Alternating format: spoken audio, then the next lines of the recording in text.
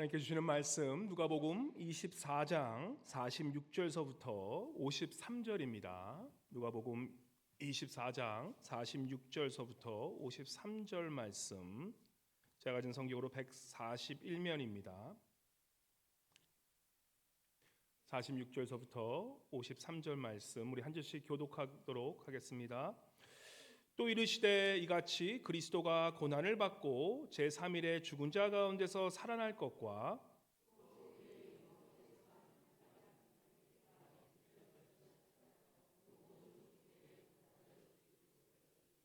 너희는 이 모든 일의 증인이라.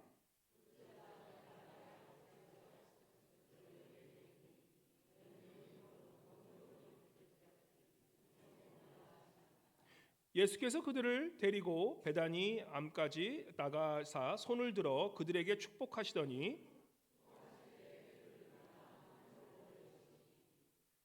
그들이 그에게 경배하고 큰 기쁨으로 예루살렘에 돌아가 늘 성전에서 하나님을 찬송하니라. 아멘. 우리 이마누엘 성가대 나오셔서 우리가 지금은 나그네 되어도 주님께 찬양 올려드리겠습니다.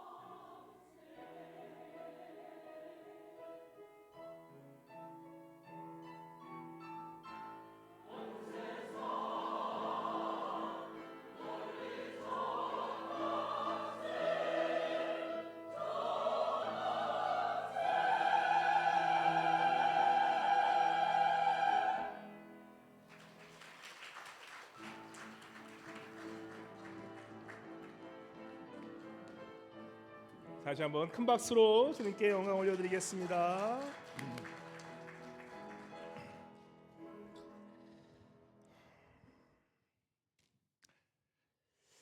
할렐루야. 우리 오늘 인사하실 때 우리가 한 해 동안 참 같이 있으면서 기쁜 일도 있었지만 알게 모르게 우리가 섭섭한 말을 했을 수도 있을 테고, 또 상대방에게 나의 말과 행동으로서 다른 사람에게 상처 준 일도 있었을까요? 없었을까요?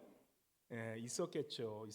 그래서 우리가 이 시간은 좀 인사할 때 제가 먼저 우리 성도님들에게 먼저 혹시라도 제가 서운해했던 것이 있거나, 또 마음은 그렇지 않았는데 있음에도 불구하고 또 제가 성도들의 마음을 아프게 한 적이 있다면 제가 먼저 미안합니다.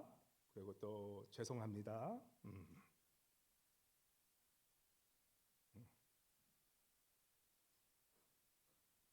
그리고 용서를 구합니다. 용서해 주시겠죠? 예, 아멘.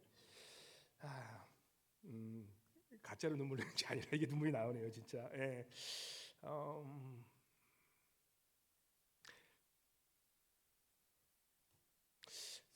설교하기도 전에 이게 시작하면 안 되는데, 잠깐만요. 너무 가짜 같아. 안 돼. 뭘 사랑해? 지금 눈물 흘리고 있는데. 참. 예. 뭐 용서한다, 죄송하다, 이제 사랑한다 그러면 참. 우리가 참 교회 생활이란 게 그래요. 서로 마음은 그렇지 않은데, 그죠? 우리가 마음이 없는 말을 할 때도 있고, 그죠? 그리고 또 나의 그런 문제 때문에 다른 사람에게 쓸데없는 어떤 상처의 말로, 또 그래서 나중에 돌아보고 후회하는 적도 있고, 그죠? 근데 우리 한국인 정서가 참 그럼에도 불구하고 우리가 참 돌아가서 미안하다는 말을 할 수 없는 그런 우리 문화이기 때문에, 체면 문화이기 때문에 참 그렇게 할 수가 없을 때가 많은 것 같아요. 그럼에도 불구하고 우리가 지금 이 시간은 이렇게 기회를 드리는 거니까 우리 한번 옆에 분에게 이렇게 한번 인사했으면 좋겠습니다. 미안합니다 라고 한번 해보세요. 미안합니다. 예. 그리고 또 그리고 또 죄송합니다. 예. 그리고 참 하기 힘든 말이지만, 그리고 용서를 구합니다라고 한번 해주세요. 용서를 구합니다. 예.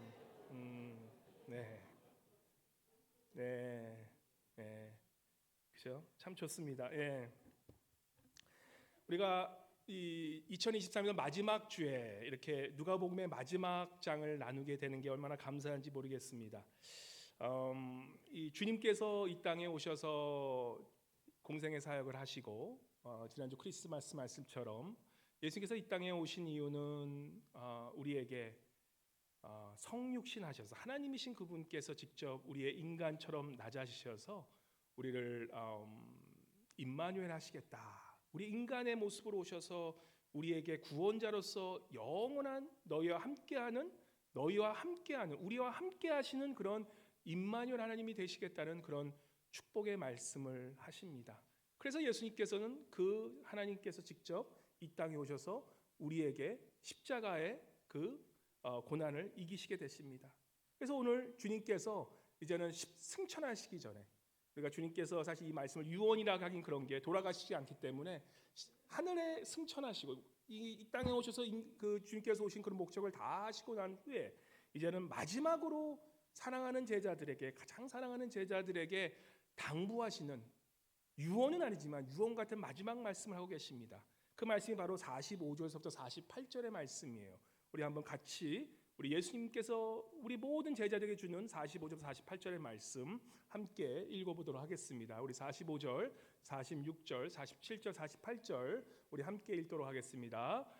또 이르시되 이같이 그리스도가 고난을 받고 제3일에 죽은 자 가운데서 살아날 것과 또 그의 이름으로 제사함을 받게 하는 회개가 예루살렘에서 시작하여 모든 족속에게 전파될 것이 기록되었으니 너희는 이 모든 일의 증인이라. 아멘. 예. 그래서 이 45절의 말씀은 이제 마음을 열어 성경을 깨닫게 하시고 나서 그 마음이 깨닫고 하시나서 이제는 46과 47절에 보시면 주님께서 하신 일에 대해서 말씀하십니다. 우리 예수님께서 이 땅에 오셔서 가장 오신 이유는 바로 십자가, 바로 우리의 죄를 사하시기 위한 그 희생양이 되시기 위한 십자가 사건입니다. 그래서 46절에 보시면 우리 주님께서 복음이 무엇인가라고 얘기하실 때 가장 중요한 것이 무엇이냐, 예수님께서 이 땅에 오셔서 제자들과 함께 사시고 우리에게 말씀해준 가장 중요한 핵심은 바로 이거라는 거예요. 이같이 그리스도가 고난을 받고 십자가에서 고난을 받고, 그죠? 왜 고난을 받으셨습니까? 여러분과 저 같이 죄인된 우리가 하나님께 가기 위해서, 하나님과 하나 되기 위해서, 하나님과 연합하기 위해서 우리 주님께, 예수님께서 어린 양, 그 희생양이 되셔서 우리를 위해서 속량이 되셔서 바로 십자가의 고난을 받고 죽으시고 이제는 제3일에 다시 부활하신다는 것입니다. 다시 부활하셔서 어떻게 하십니까? 47절에 보시면 그의 이름으로 죄사함을 받은 자가 회개가, 그러한 회개함의 나라가, 그러니까 하나님의 나라는 회개할 때 이루어집니다. 그 회개가 예루살렘이 시작하여 어디까지요? 모든 족속에게 전파될 것인데, 그것이 실제로 지금 우리 이 땅에 사는 우리는 이것을 이미 눈으로 보았죠. 그리고 이 모든 일이 너희들은 이 모든 일에 뭐라고 그러십니까?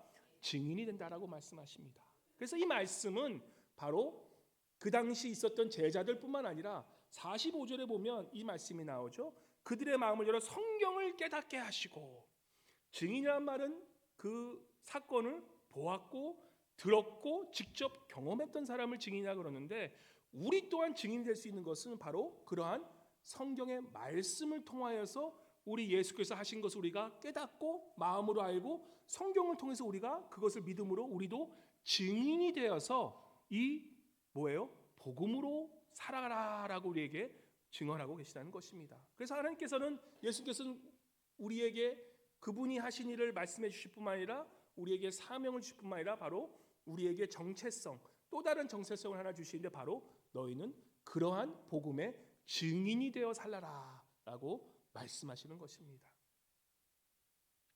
제가 우리 이번 주 이제 참 이번에 성경을 읽으신 분이 너무나 많으세요. 얼마나 감사한지. 아직도 그 성경을 12월 31일까지 읽으신 다음에 제출하시려고 아직 그 성경 통독표를 쓰시는 분이 몇 분 있는 걸로 제가 알고 있습니다.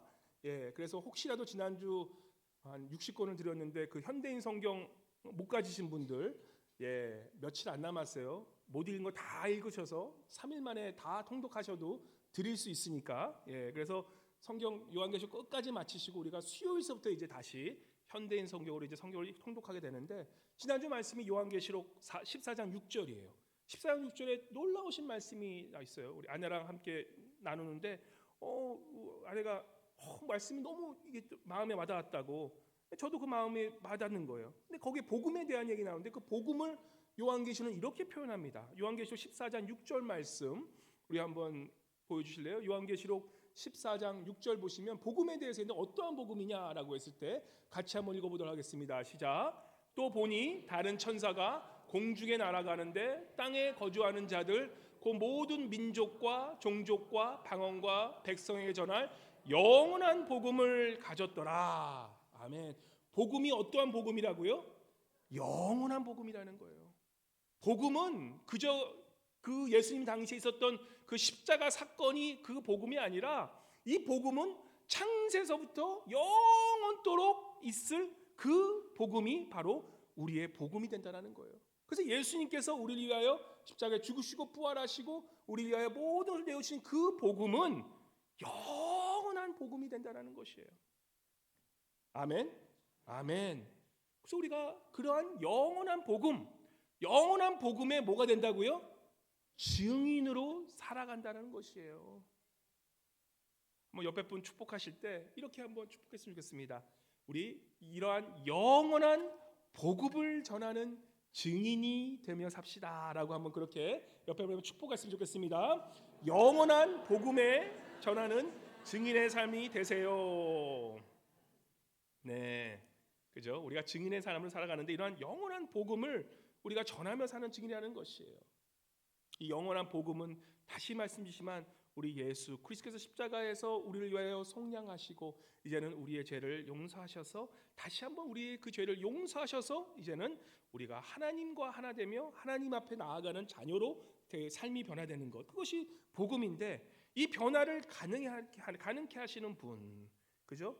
우리가 이 복음을 안다 그래서 우리가 그 복음을 내가 증인이 돼서 살아야지 한다 그래서 그렇게 사라지지가 않아요. 솔직히 우리가 내가 그렇게 노력하면 살아야지 한다 해도 그렇게 사라집니까? 아니라는 것이에요. 복음의 증인으로, 영원한 복음의 증인으로 살기 위해서는 우리가 도움이 필요한데, 그 도움을 주신 분이 누구시냐?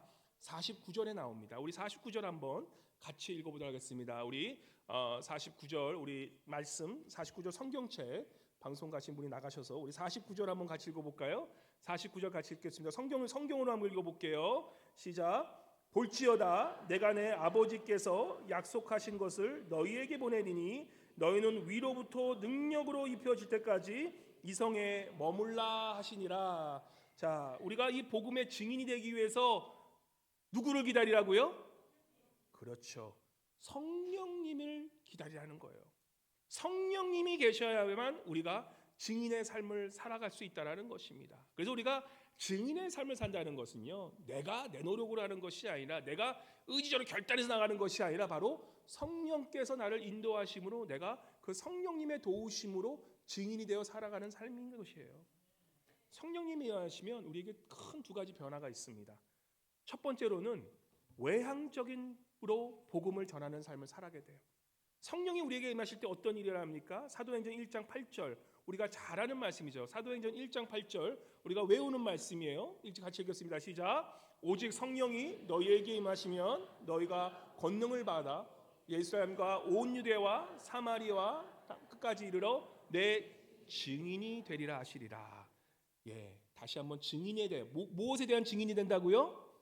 영원한 복음에 대한 증인으로 살아간다는 거예요. 그래서 성령이 우리에게 임하시면 우리가 영원한 복음을 전하는 증인으로 살아가는데, 그 복음을 열방에 예루살렘과 이 사마리아와 이 유다와 땅 끝까지 이르러 그 복음을 전하는 삶, 그게 우리의 삶이 변화가 된다는 것이에요. 제가 참 너무나 감사한 게 뭐냐면 우리 성도님 다 있지는 않지만 우리 선교부에 계신 분들, 목자님은 제가 이게 선교방을 이렇게 좀 초청을 해드려요. 그래서 한 20몇 분이 모여 있는 그 선교부의 방이 있는데, 그 선교부에 이번 주에 올라온 글이 우리 터키의 정재호 선교사님이 이제는 15년을 사역하시다가 15년 동안 참 그쪽에서 이제 다 터키에 대해서 얼마나 정이 들고 이제 내 나라처럼 살아가시는 그런 분들이세요. 터키가. 근데 이제 나라가 조금 이제 안정되고 또 사역도 안정돼서 이제는 마음을 조금 이제 안정하셔서 이제 교회를 세우자마자 바로 지난주에 이제는 온 가족을 추방하는 추방 명령이 내려졌어요.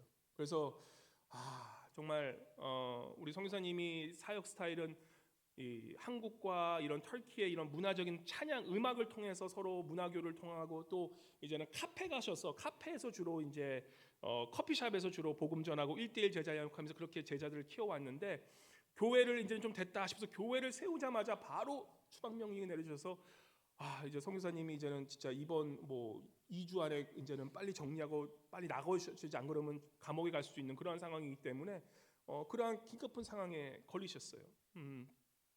그래서 사실 제가 알래스카에 잠깐 와서 여기 계실 곳이니까 여기 또 계셔도 되니까 얘기를 하니까 그러진 않고 LA에 이제 어머님이 계셔서 거기서 이제 좀 계시다가 이제 또 다른 그 무슬람 나라를 기도하시면서 그 또 다른 이제 무슬람 나라에 이제 파송되기 위해서 그렇게 또 준비하고 그렇게 마음을 갖고 계시더라고요. 근데 제가 참 감사했던 게 뭐냐면, 그 안에 이제 우리 권사님들 거기서 이제 정말 저 열방에 있는 터키 선교사님이 아닙니까? 우리가 정말 전혀 상관도 없는 사람일 수도 있는데, 선교사님이 그렇게 된 거를 가지고 진짜 내한테 그런 일인 것처럼 그렇게 서로 마음을 아파하고 그냥 거기서 어떻게 하지 하시면서 정말 그런 진심으로 기도해 주려는 그런 마음을 제가 느낄 수 있었어요. 근데 그런 마음이 비단 우리 선교방에 있는 분들은 아니라 우리가 성령을 받은 사람들의 마음이 된다는 것이에요. 전혀 나와 상관이 없는 저 땅끝에 있는 그 사람의 일이 바로 누구의 일이 되냐? 나의 일이 된다는 것이에요. 그게 성령을 받은 사람들의 증인의 삶이라는 것이에요. 성령을 받고 우리가 그 영원한 복음을 위해 산다는 것은 비단 우리 안에 있는 그런 삶뿐만이 아니라 계속해서 뻗어나가는 그러한 증인의 삶을 살아간다는 것입니다. 그래서 복음을 깨달은 삶의 특징은 뭐냐면 자꾸 내 것만 챙기는 것이 아니라 내 교회만 챙기는 것이 아니라 하나님의 나라의 특성은 뭐라고요? 자꾸 뻗쳐나가는 거예요. 복음을 깨달은 자의 상황은 뭐냐면 자꾸 열방을 향해 나아가는 거예요. 나만 좋다는 것이 아니라 자꾸 저 열방을 향해 하나님의 나라가 확장되기 위해서. 하나님의 나라가 어떤 나라라고요? 겨자씨만한 믿음이 어떤 믿음이 된다고요? 큰 숲을 이루는 것처럼 바로 복음을 믿고 영원한 복음을 믿는 그러한 증인의 삶은 내 삶에 안주하고 살아가는 것이 아니라 그 하나님의 나라를 확장시키기 위하여 끝없이 나아가는 삶, 뻗쳐나가는 삶, 확장하는 삶이 바로 우리 증인의 삶이 되어야 한다는 것입니다. 증인으로 산다는 것은 그러한 변화가 있을 뿐만 아니라 또한 어떤 변화가 있냐면 내적인 변화가 있어요. 내적인 변화. 공동체 안에서 내 삶 속에서 변화가 생긴다는 것이에요. 성령이 내게 임하시고 내 안에 있는 변화는 외적으로 이제는 나와 상관없던 사람에게 구제사역하고 그 복음을 전하는 삶뿐만 아니라 이제는 내적으로 변한다는 거예요. 고린도후서 5장 17절부터 19절 우리가 가장 잘 아는 말씀 중에 너무 좋아하는 말씀, 이는 꼭 목사님들이 새해 첫날 꼭 전하는 말씀이죠. 5장 17절 말씀 우리 함께 읽어볼까요? 시작. 그런즉 누구든지 그리스도 안에 있으면 새로운 피조물이라 이전 것은 지나갔으니 보라 새 것이 되었도다. 새 것이 되었다라는 거예요. 우리가 예수 그리스도 안에 있으면 뭐라고요? 그리스도와 관계하면 어떻게 된다고요? 새로운 피조물이 된다는 것이에요. 이전 것은 지나갔으니 보라 새 것이 되었다는데 여기까지 우리가 너무 좋아하죠. 우리 한국 사람들은 새 것 좋아하잖아요. 아파트도 새 것, 집도 새 것, 그죠? 모든 게 다 새 것을 좋아해요. 우리 한국 사람 참 신기해. 너무나 새 것 좋아하는데, 그래서 이 말씀을 참 좋아하는데 그냥 새 것이 됐다는 것이 아니에요. 무언가 바뀌었는데 뭐가 바뀌었냐? 뭐가 새 것이 되었느냐? 18절과 19절의 말씀이 더 중요한 말씀이에요. 너희가 이제는 새로운 피조물이 되었는데 어떠한 것에서 어떠한 것을 변했냐라고 했을 때 성령이 임하실 때 바로 이러한 변화가 있다는 것이에요. 우리 안쪽으로, 내 양쪽으로. 18절과 19절 말씀 무엇이 새 것이 되느냐? 18절과 19절 말씀 같이 읽겠습니다. 시작. 모든 것이 하나님께로 났으며 그가 그리스도로 말미암아 우리를 자기와 화목하게 하시고 또 우리에게 화목하게 하는 직분을 주셨으니 곧 하나님께서 그리스도 안에 계시사 세상을 자기와 화목하게 하시며 그들의 죄를 그들에게 돌리지 아니하시고 화목하게 하는 말씀을 우리에게 부탁하셨느니라. 모든 것이 하나님께로 났는데 그가 누구로 말미암아? 바로 예수 그리스도로 말미암아. 예수 그리스도의 십자가의 죽으심으로 말미암아 우리를 누구와? 우리를 여러분과 저를 누구와? 하나님과 뭐 한다고요? 화목하게, 화목하게 하시고 그것뿐만 아니라 예수 그리스도, 이게 복음이라는 거예요. 예수 그리스도의 십자가의 죽으심, 고난을 당하신 이유는 뭐라고요? 우리에게 그 고난의 증인으로 살아간다는 뭐예요? 우리를 하나님과 뭐예요? 화목하게. 죄인된 우리가 거룩하신 하나님과 하나 되지 못한 우리를 이제는 예수 그리스도가 모든 죄를 자기가 짊어짐으로 말미암아 우리 안에 있는 죄가 예수님 함께 전가됨으로 말미암아 이제는 대신 성량물로 그 십자가의 죽으심을 말미암아 우리가 이제는 거룩하신 죄 없으신 그 하나님과 어떻게 됐다고요? 화목하게 되었다라는 거예요. 그게 복음이라는 거예요. 그게 복음이라는 거예요. 우리 스스로 할 수 없는 그 하나님이 인간인 우리 죄인인 우리가 하나님과 하나 되는 그러한 연합하는 그러한 놀라운 일을 누구를 통해서? 예수 그리스도를 통해서 하셨고, 그런데 하나가 더 있어요. 우리를 새롭게 하시는데 그 새롭게 하시는 그 비밀은 무엇이냐? 우리에게 뭐예요? 55장 18절 보면 우리에게 직분을 주셨어요. 무슨 직분을 줬다고요? 화목하게 하는 직분을 줬다라는 거예요.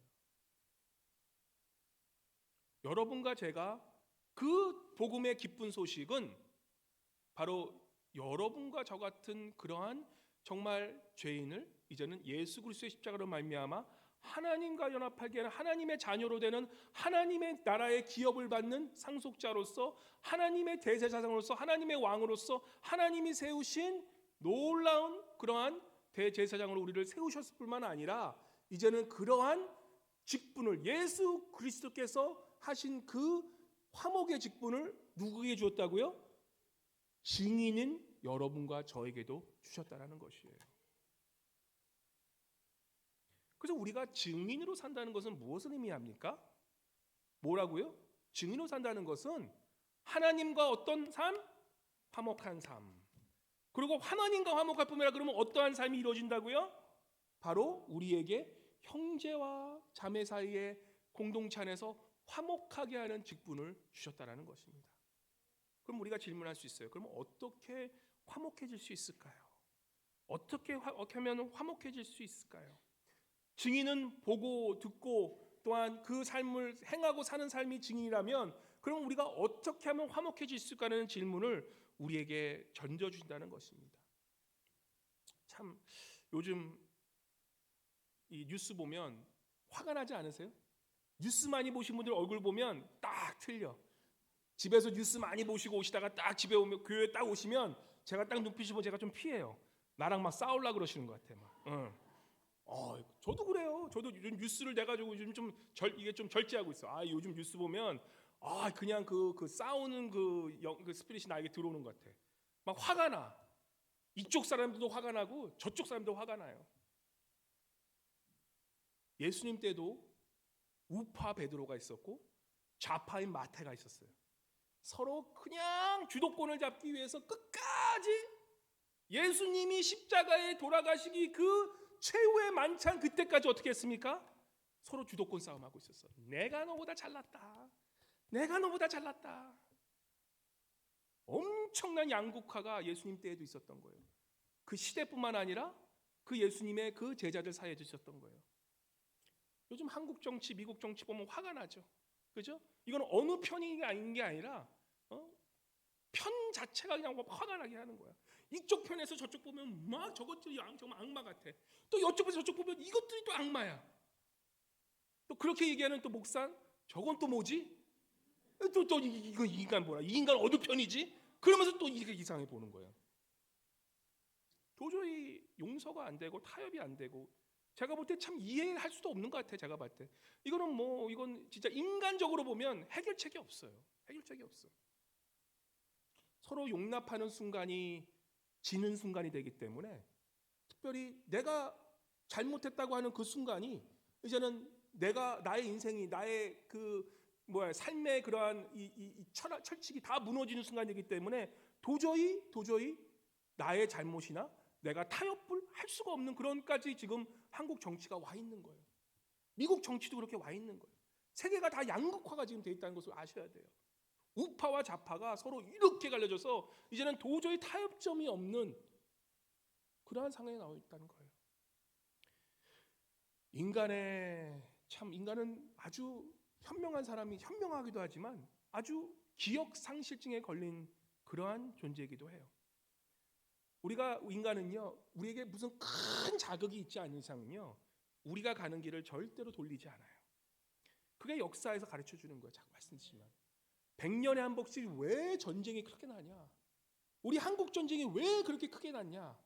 왜 세계 전쟁이 그렇게 크게 났냐? 100년에 한 번씩 전쟁이 그렇게 크게 나는 이유는 딴 게 없어요. 인간은 100년 전에 있었던 전쟁을 기억을 못해. 그렇게 수많은 사람이 죽어나가서야 그제서야 이제는 조금의 평화의 그러한 길을 찾는데 그런 일이 있기까지는 도저히 자신의 고집과 자신의 이 생각을 놓을 수 없는 게 인간이에요. 그래서 지금 시대가 굉장히 위험한 시대예요. 제가 이제 아들이 12학년 되잖아요. 저희 지금 이제 밀리터리 아카데미를 좀 보내니까 그래서 학비가 좀 없으니까 거기서 좀 고생하는데 고민이 돼. 얘가 졸업할 때쯤 이제는 군대 가면 분명히 큰 전쟁이 지금 이런 시대로 가면 이거는 저런 화협이 안 되면 이거는 뭐냐? 전쟁을 해서 네가 다 누군가 하나는 쓸어 없애야지만 끝이 나는 전쟁이기 때문에 이거 좀 위험하다. 부모님 입장에서 참 걱정이 돼요. 다음 세대들이 지금 이러한 이 파성이 계속 가다 보면 결국은 큰 전쟁이 하나 나야지만 그리고 다 죄송하지만 인간은 자기들이 명해야지만 깨닫는 게 인간의 모습이라는 것이에요. 우리가 기도해야 돼요. 지금 이 시대를 위해서, 다음 세대를 위해서. 정말 이 세계가 이렇게 양극화되는 것에 대해서 우리가 깨어있는 분들은 기도해야 되는 것입니다. 기도할 게 너무 많아요. 요즘에 보면 용서하지 못하는 그러한 세상에 우리가 살고 있어요. 용서하지 못하는 그런 세상.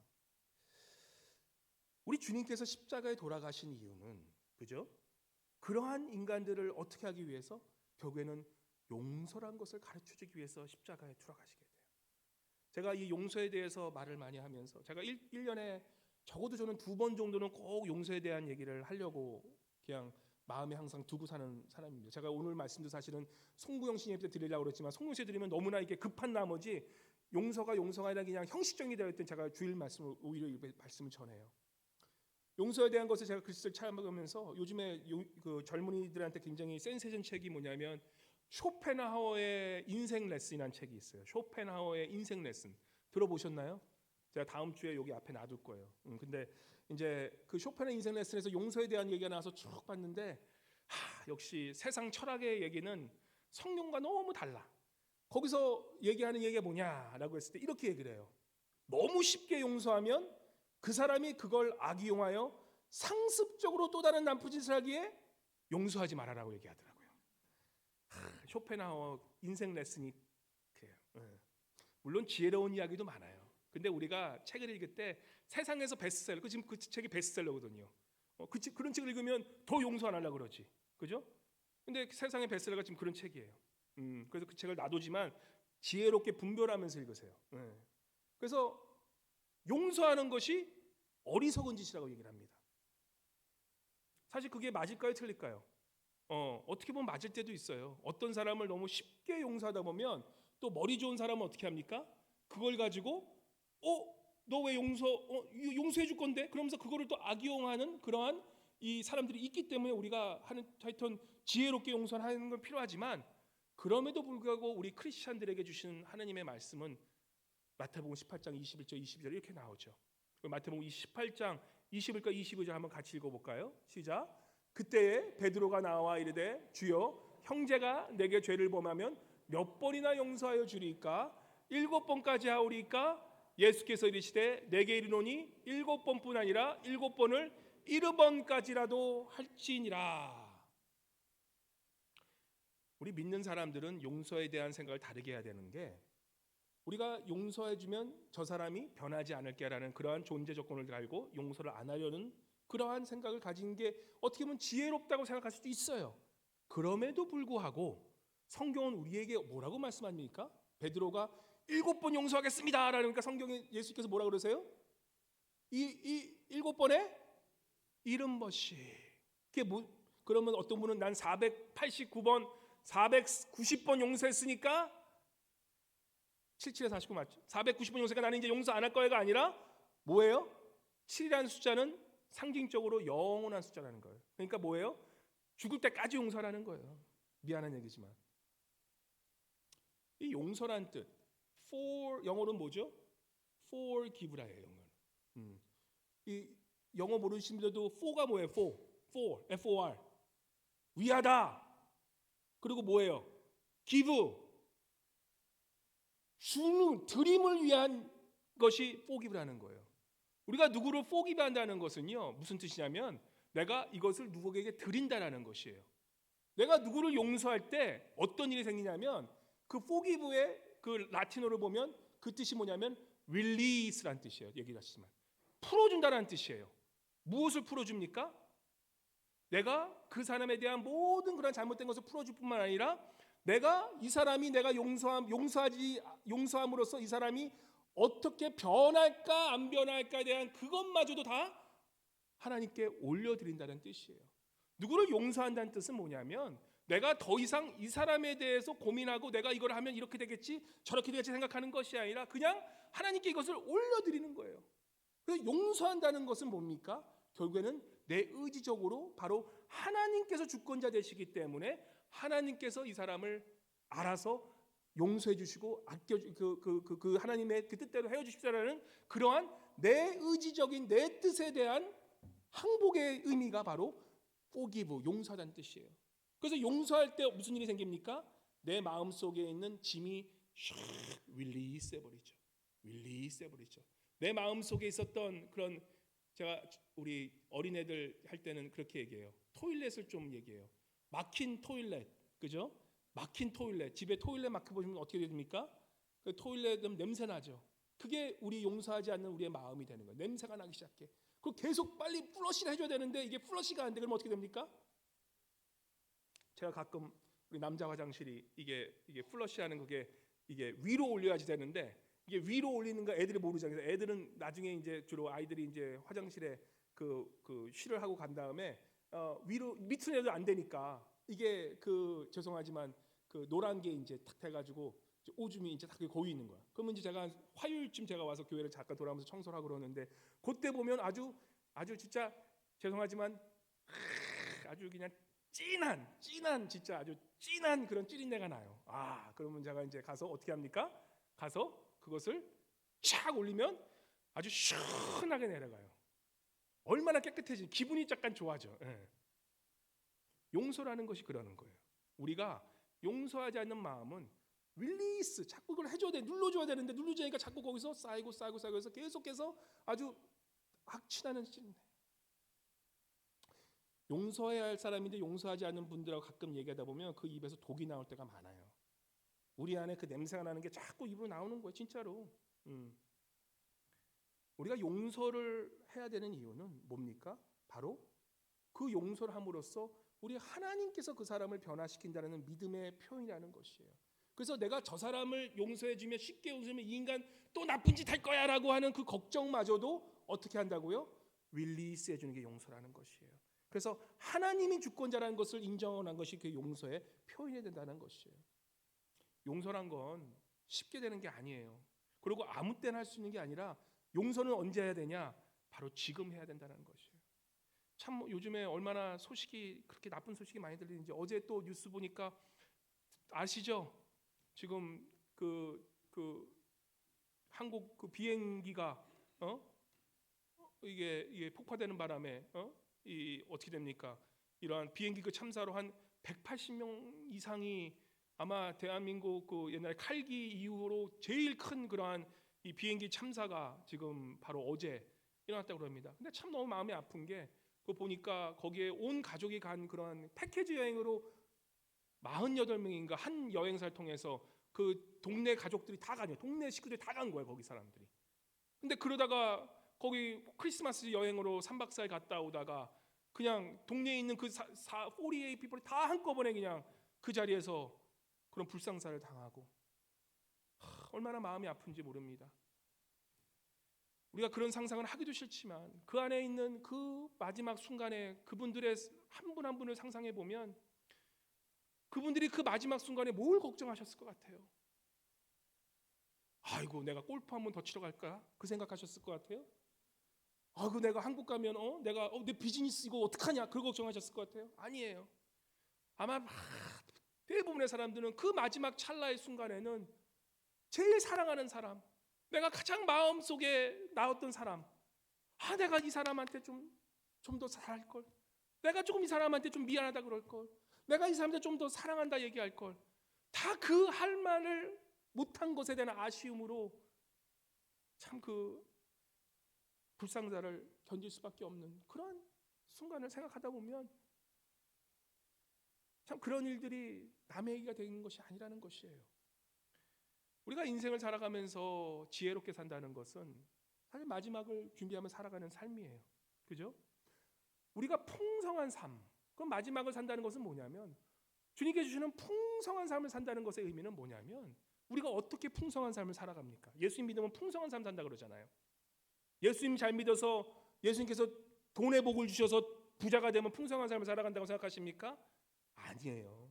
그건 아직 우리 기독교를 몰라도 한참 모르는 거예요. 우리의 삶이 풍성해진 이유는 단 한 가지예요. 바로 무엇 때문에? 예수 그리스도와의 그 관계 속에서, 주 안에서 그 나오는 그 예수님의 그 사랑의 관계 속에서 우리의 삶이 풍성해진다는 것이에요. 그러한 예수님의 관계 속에서 우리가 다른 이들을 더욱더 사랑하고 품어주고 용서해주는 가운데, 우리의 그런 관계가 풍성해지는 가운데 하나님의 나라가 커지면서 우리의 삶이 동시에 풍성해지는 삶을 살아가게 된다는 것이에요. 그래서 이 풍성한 삶의 비밀은 관계예요. 근데 그 관계를 풀어주는 것이 뭐냐면 바로 용서라는 것이에요.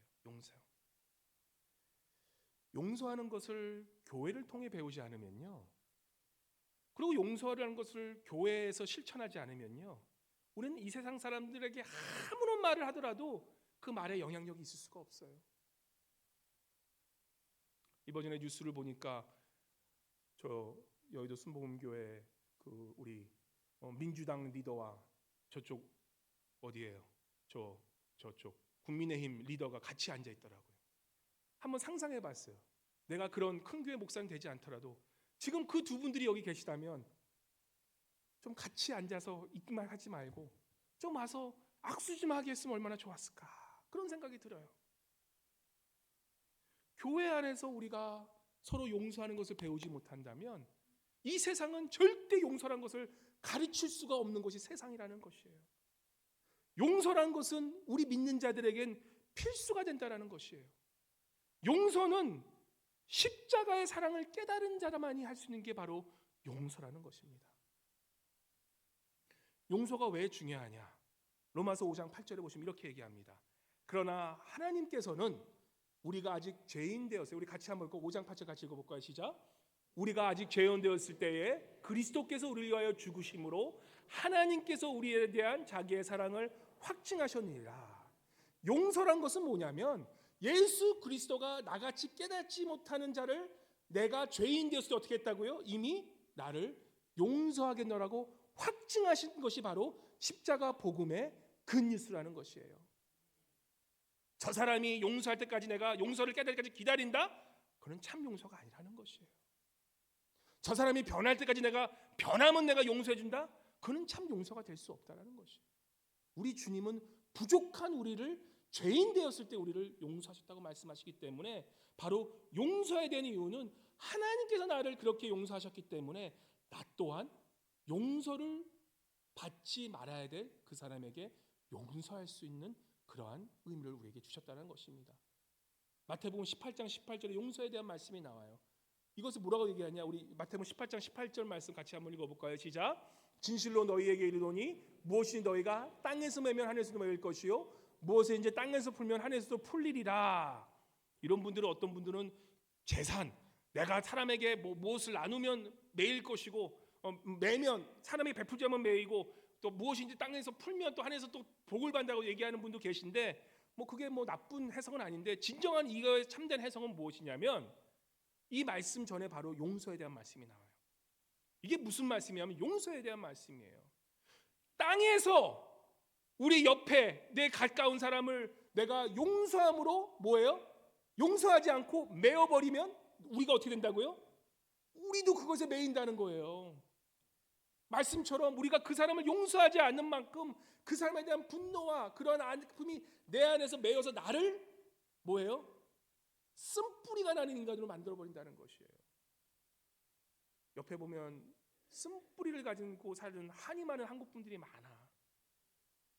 우리는 한이 많을 수 있지만 한이 많은 만큼 주님께서는 용서의 길을 열어주셨다는 것이에요. 자꾸 내 입에서 이상한 말이 나온다는 것은 내 안에 쓴뿌리 같은 것을 아시고 내가 뭔가 매여 있다는 것이에요. 그럼 매여 있는 것이 뭔지 알고 뭐예요? 보시면 두 번째 보시면 무엇인지 땅에서 뭐예요? 땅에서 풀면 하늘에서도 풀리라. Forgive. 땅에서 release하면 땅에서 용서해버리면 하늘에서 어떻게 된다고요? 하늘에서도 풀린다라는 것이에요. 왜 나는 이렇게 복을 못 받지? 웬걸? 내가 풀지 않으니까, 내가 용서하지 않으니까, 내가 내 마음속에 있는 쓴뿌리를 릴리스하지 않으니까, 용서하지 않으니까 삶이 자꾸 꼬이는 같이 느껴지는 거예요. 땅에서도 풀면 풀리고 그러면 하늘에서도 풀린다는 것을 우리에게 약속해 주시는 것입니다. 더 나아가서 마태복음 5장 24절에 이렇게 얘기합니다. 용서가 이렇게 중요한 거예요. 우리 다 여기서 예배자로 오셨는데 진정한 예배를 드리기 위해서는 용서하라는 거예요. 5장 24절 같이 읽어볼게요. 시작. 예물을 제단 앞에 두고 먼저 가서 형제와 화목하고 그 후에 와서 예물을 드리라. 참된 예배가 되기 위해서는 뭐예요? 참된 예배가 되기 위해서는 우리가 형제를 사랑하는 것이 우선돼야 된다는 것이에요. 용서가 우선돼야 된다는 것이에요. 한 볼프라는 신학자가 이렇게 얘기합니다. 하나님은 세상을 미리 용서하기로 결정하셨기 때문에 우리가 이 세상에 존재하게 되었다. 무슨 말씀이냐면 하나님께서 인간의 그런 아픔을 아시기 때문에 하나님께서 우리를 용서하셨기 때문에 우리가 멸망하지 않고 지금도 살아갈 수 있다는 것이에요. 용서하지 않을 때 두 가지 일이 생깁니다. 첫 번째는 뭐냐면요, 우리가 용서하지 못하는 첫 번째 이유, 아까도 말씀드렸지만 첫 번째 이유는 뭐냐면 우리 인간은 그런 마음이 있어요. 나에게 그런 해코지라고 어려운 일을 한 사람에게 복수하고 싶은 마음이 우리의 마음이에요. 그리고 또 뭐예요? 뭔가 정의가 실현되기를 원해요. 그렇기 때문에 우리가 용서하지 않는 거예요. 뭔가 저 인간이 좀 확 잘못돼가지고 내가 복수해가지고 저 인간이 어떻게 해요? 좀 눈에는 눈, 이에는 이가 돼서 좀 저 인간도 좀 아픈 맛을 봐야지 내가 그때는 용서해야지라는 그런 유혹이 있어요. 근데 그것 또한 우리가 주님 앞에 내려야 되는 것이 뭐예요? 주님께서는 우리를 뭐예요? 죄인 되었을 때 우리가 깨닫지 못할 때 용서했던 것을 깨닫는다면 우리가 다른 사람을 용서하는 것 또한 내가 하나님의 자리에 서서 내가 정의를 실현하기 위해서 그 사람을 용서하지 않는 것이 아니라 오히려 하나님의 정의가 실현되기 위해서 용서함으로 말미암아 하나님이 저 사람을 책임져 달라는 것이 바로 용서가 된다는 것이에요. 그래서 우리가 이런 생각을 가지시면 내가 저 사람은 저희 한번 내 아픈 만큼 내가 당해봐야라고 마음을 가지신 분들은요, 빨리 마음을 내려놓으시고 그게 쓴뿌리가 되거든요. 빨리 마음을 내려놓으시고 하나님께서 알게 되라고, 하나님께서 하게 되려고, 하나님의 정의가 실현되라고 빨리 용서해줘서 주님께 기부하는 게 그게 용서의 참모심하는 거예요. 그리고 만약에 용서를 안 하면 무슨 일이 생기냐면 이런 얘기를 합니다. 용서하지 않는 행위는 우리 자신의 결백함과 가해자의 죄책감을 강조하여 우리의 교만을 키우게 된다고 얘기해요. 교만한 분들의 특징이 뭐냐면 절대 용서하지 않아요. 고집센 분들 용서하지 않아요. 우리가 마음이 교만해지면 그것은 뭐예요? 모든 패망의 선봉이 된다고 얘기해요. 우리가 하나님마저도 우리가 하나님보다 더 높아지는 자리에 올라가는 그 순간이 뭐냐면 용서하지 않을 때 그렇게 된다는 것이에요. 왜냐? 용서하지 않을 때 어떤 마음이 생깁니까? 나는 의인 같고 저 인간은 죄인 같아. 나는 의인이기 때문에 내가 저 사람에 대한 그러한 죄책감을 더 늘리면 늘수록 내가 오히려 마음이 기뻐해져. 그게 과연 하나님이 기뻐하는 마음일까요? 아니요. 그러한 마음이 우리로 하여금 더욱더 교만한 마음으로 올라간다는 거예요. 제가 LA에서 사역할 때 한 목사님이 그냥 막 거짓말하시고 막 비방하시고 저를 너무 어렵게 하신 일이 있어요. 너무 열이 받더라고. 근데 그래도 제가 좀 입이 조금 무거운 편입니다. 예. 뭐 여기서 좀 가벼운 하시죠. 제가 꼭 해도 입이 또 무거울 땐 무거워요. 그래서 그래도 같은 목사니까 내가 그래서 입을 탁 다물고 있었어. 탁 다물고 있는데 근데 그렇게 되니까 마음이 막 열통이 불어가지고 막 이건 진짜 화병이 걸리더라고. 막 새벽 나면 내가 막 이렇게 얘기하고 막 그러대. 그러면서 나중에 어디까지 가게 되니까 딱 순간 되니까 하나님이 원망스러워지는 거야. 하나님 도대체 왜 나한테 나 이렇게 지금 이렇게 다른 데가 사역 잘할 수 있는데 왜 나를 이따위 곳에 보내서 내가 저 따위 인간들하고 나를 이렇게 해가지고 내가 도대체 내가 왜 이곳에 막 하나님에 대한 원망 막 다 나오게 되는 거예요. 마음에 근데 다행히 은혜를 주셔서 용서하라라는 마음 주셔서 내가 그냥 확 찾고 용서해 버렸어. 그리고 또 확 가서 안아주고 그다음부터 축복해줬어. 그다음부터 신기하게 마음이 평안이 오는데 뭐예요? 그동안 내가 여태까지 해왔던 것이 얼마나 교만해지고 내가 얼마나 내가 자만했다는 것을 깨닫게 해주시는 거예요. 우리가 용서할 때 하나님이 하나님 되게 하심을 우리가 인정하는 그러한 일이 된다라는 것입니다. 우리의 싸움은 혈육의 싸움이 아닌 거 아시죠? 우리가 미워하는 그 미움은 인간에 대한 미움이 아니라 뒤에서 누가 조정한다고요? 그런 것을 사탄이 마귀가 조정하는 거예요. 그거 아셔야 돼요. 우리가 다른 인간을 미워하는 인간이 생겼다 그러면 딱 아셔야 돼요. 이거는 마귀가 나를 또 장난 놀려는 거구나. 사람은 사랑해야 될 대상입니다. 아셔야 돼요. 우리가 이 사람을 미워하게 되고 정말 끝까지 원수가 된다는 그런 생각이 있을 때는 이게 바로 이 마귀가 우리에게 속구라고 얘기하기 때문에 바로 그 순간 어떻게 됩니까? 우리 영적으로 기도하면서 싸워야 될 순간이에요. 그래서 마음속에 혹시라도 아직까지 용서하지 못한 사람이 있다면 우리가 마음으로 주님 앞에 내려두고 정말 그 사람에 대해서 용서하려는 마음이 필요하다는 것입니다. 용서한다는 것은 결국 뭐냐면 내 고집과 내 의를 내려놓고 하나님께 맡기는 것이 되는데, 제가 야곱에 대한 이야기를 몇 번 해드렸어요. 야곱에 대한 이야기를 하고 마치게 할게요. 야곱의 스토리 아시죠? 야곱이 어떻습니까? 야곱이 정말 이 야곱에 보면 야곱의 성향은 굉장히 고집스럽고 아주 자기의 그 의지가 강했던 사람이에요. 그죠? 그러면서 그 형의 그러한 축복권을 받아서 이제는 많은 것을 그 고생도 하지만 많은 것을 누리게 되는 그러한 야곱의 인생을 보니, 그래서 이 스스로 어떻게 보면 스스로 성공한 그러한 아주 자신의 그러한 의지로 성공한 그러한 사람이기 때문에 자기의 일이 굉장히 했던 사람이에요. 어떻게 보면 굉장히 고집쟁이기도 하고, 또한 이 자기의 뜻이 안 맞으면 이걸 다 쳐버리는 그런 이기주의 사람이기도 하고, 또 내 뜻이 굉장히 강한 그런 고집이 센 사람인데, 이 야곱이 언제 변하게 되냐라고 했을 때 창세기 32장에 보시면 그가 야복강에서 어떻게 합니까?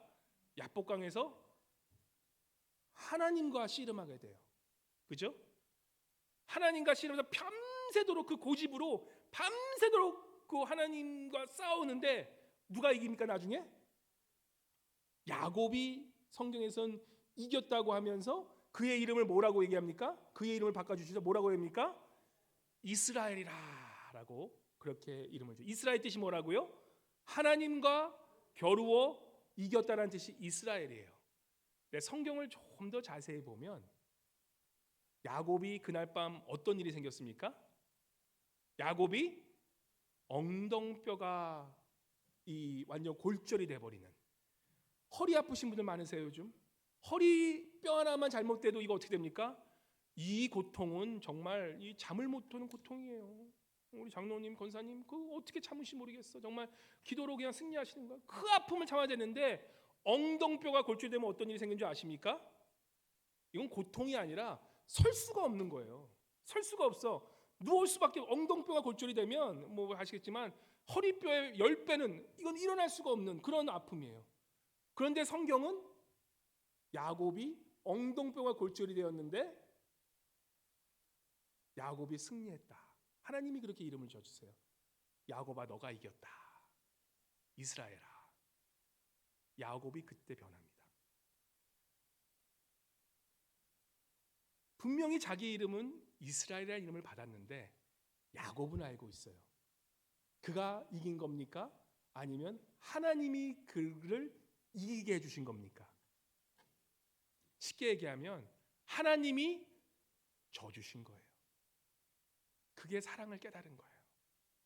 하나님의 사랑은 고집쟁이 야곱을 이겨버리는 사랑이 아니라, 야곱아 네가 이겼어. 네가 이겼다. 내가 져주마. 그리고 너를 축복하여서 이스라엘이라 해주마. 사랑은 어떤 겁니까? 져주는 거예요.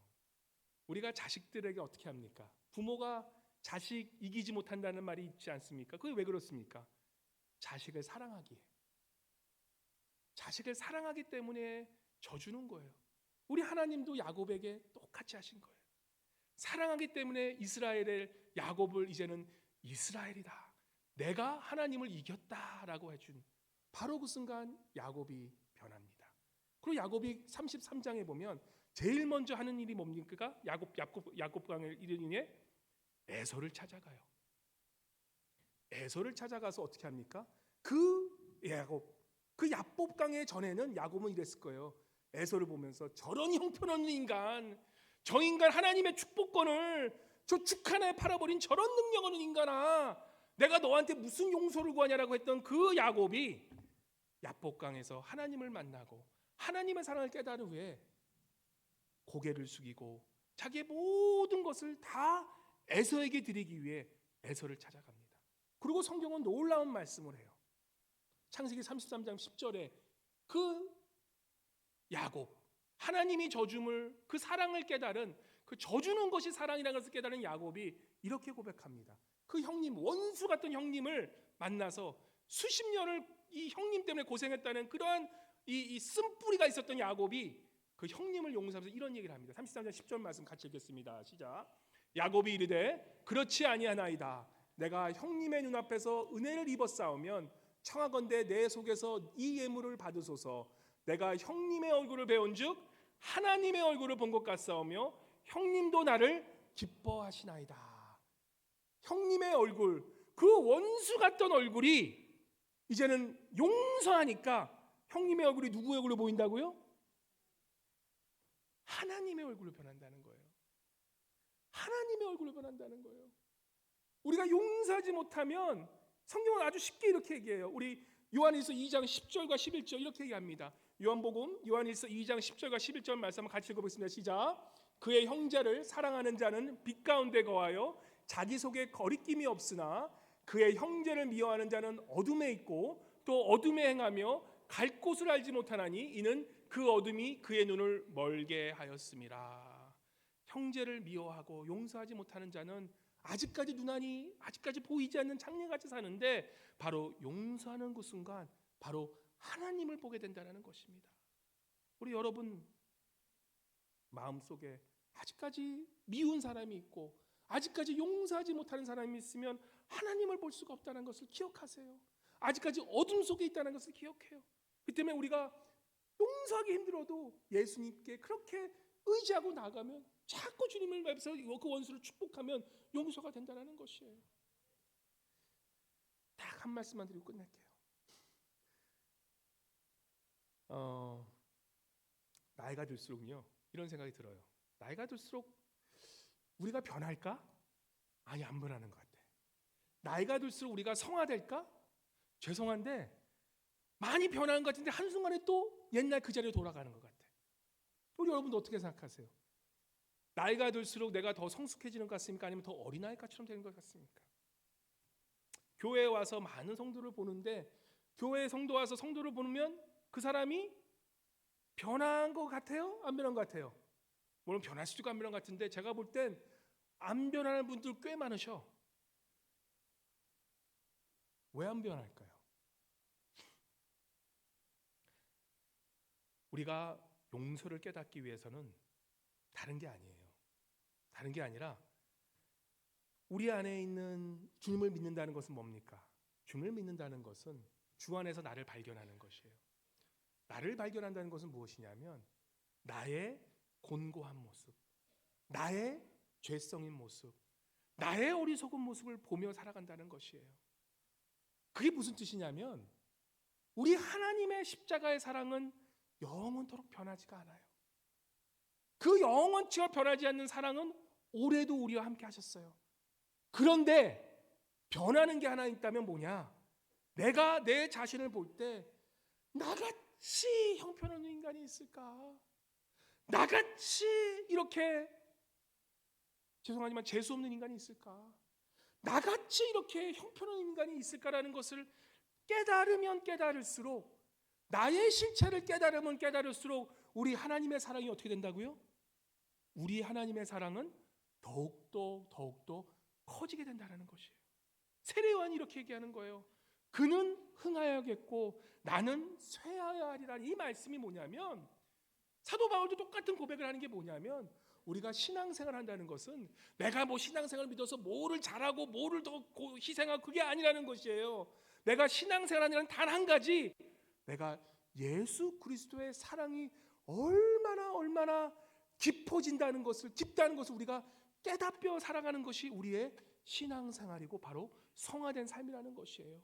예수 그리스도의 사랑이 커지는 것을 깨닫는 것은 뭐냐면 내 자신을 보면 볼수록 자꾸 다른 사람을 보면서 저 인간 하지 말라는 거예요. 지금 세상에 싸우는 거는 다 소문을치고 있잖아요. 저 새끼 때문에, 이 새끼 때문에, 이놈 때문에, 저놈 때문에, 저런 S년 때문에. 그런데 나는요. 우리 그리스도인들은 무엇이 되냐? 그럴수록 자꾸 나의 모습을 보는 거예요. 내가 주 안에서 얼마나 허물되고 내 삶의 모습을 보면 내가 얼마나 공고한 인간인지 얼마나 정말 형편없는 인간인지를 보면 볼수록 우리 하나님의 사랑 그 예수 그리스도의 십자가가 엄청 커지는 거예요.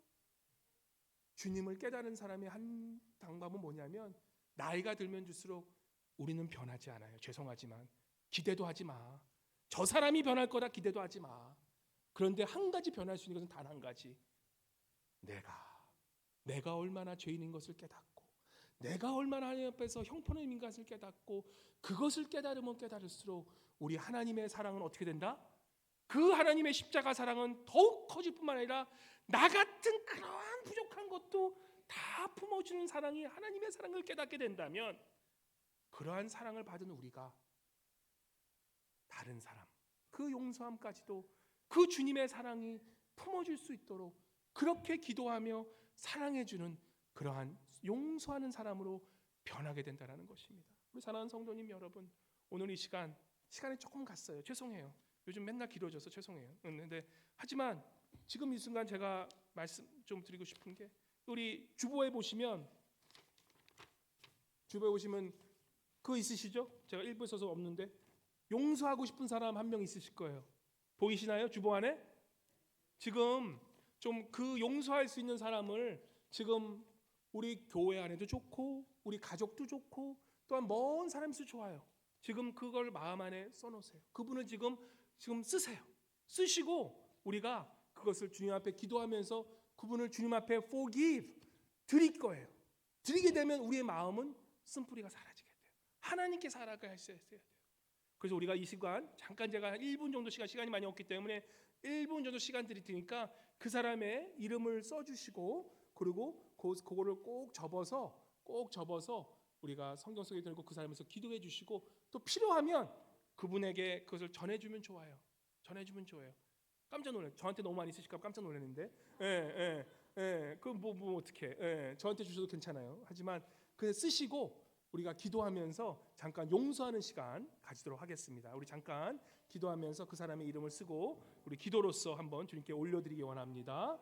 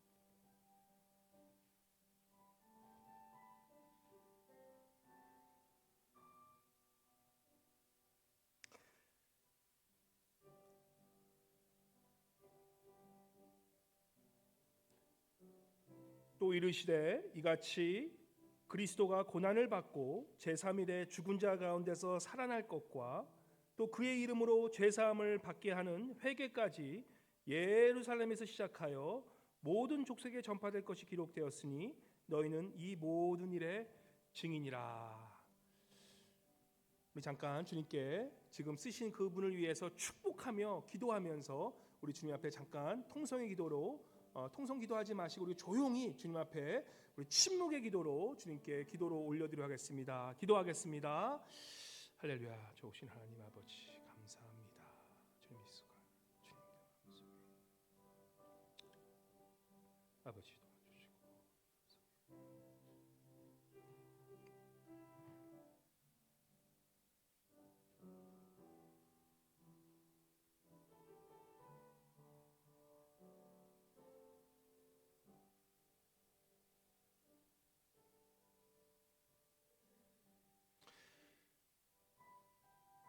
할렐루야. 좋으신 하나님 아버지, 우리 같은 죄인을 위하여 우리 예수 그리스도께서, 죄 없는 예수 그리스도께서 십자가에 고난 받으시고 죽으심으로 우리의 죄를 이제는 용서하여 주셔서 우리가 하나님 아버지 앞에 연합되어 하나로 나아갈 수 있는 그러한 길을 열어주심에 또 감사드립니다. 아버지, 우리 안에 정말 원수 같은 사람이 있어서 그 마음이 쓴뿌리가 되었다라면 지금 이 시간 우리가 그 사람을 주님 앞에 용서하며 내어드리다옵나오니 아버지, 우리 안에 있는 그 쓴뿌리가 사라지게 도와주시고 이제는 그 예수 그리스도의 사랑이 우리 안에 멈추게 하셔서 그 은혜가 넘치게 하셔서 예수님의 참된 증인으로서 화목하게 하려 살아가는 하나님의 화목의 대서로 살아가는 모든 우리 영원한 복음을 가지신 우리 알라스카 동양성교회 모든 성도님 되실 수 있도록 이 시간 성령이여 함께하여 주시옵소서. 감사드리며 살아계신 우리 주 예수 그리스도의 이름으로 간절히 기도드리옵나이다. 아멘. 아멘.